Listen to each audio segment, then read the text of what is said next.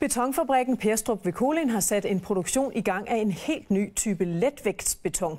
Det nyopfundne byggemateriale forventes at være stærkt konkurrencedygtigt og kan skabe grobund for et nyt industrieventyr på sigt og også nye arbejdspladser.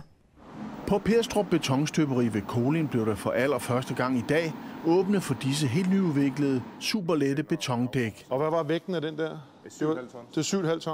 Og folkene bag den nye beton tror på, at det kan blive et eksporteventyr. Vi har fået mange henvendelser fra både fra Australien, USA og Rusland, men også fra mange europæiske lande, som viser stor interesse for det her dæk.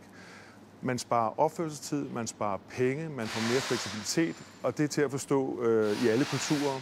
Dækkene er baseret på en kombination af almindelig beton og let beton.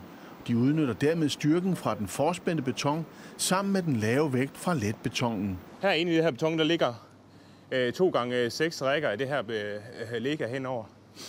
Og grunden til, at vi har gjort det, det er simpelthen for at gøre selve konstruktionen lettere. Og det gør, at man kan lave længere spænd osv. Og en anden egenskab, det også har, det har en større brandmodstandsevne. Så hvis bygningen bliver udsat for brand, så kan den holde til noget mere i længere tid. Det nye byggemateriale forventes derfor at være konkurrencedygtigt over for kendte betonteknologier, blandt andet på grund af en 4 gange højere brandsikkerhed og en meget bedre lydisolering. De egenskaber kan fremover betyde, at antallet af medarbejdere stiger fra nu 60 til måske over 80. Vi forventer, at det her det er starten på noget større, så vi håber i hvert fald, at det giver mange nye arbejdspladser herude. I dag støbes beton ofte ude på selve byggepladsen.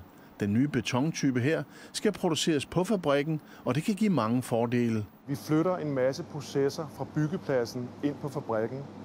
Det gør vi billigere, fordi vi kan gøre det industrielt. Vi gør det også med en højere kvalitetssikring, og så gør vi det, som sagt, med en væsentligt bedre teknisk løsning. Og det vi flytter, det er lydisolering, brandisolering, det er kurvede elementer, som vi også skal støbe på stedet her. Den superlette beton, der skal fremstilles af Perstrup Betonindustri ved Kolind, er udviklet af københavnervirksomheden Abeo AS.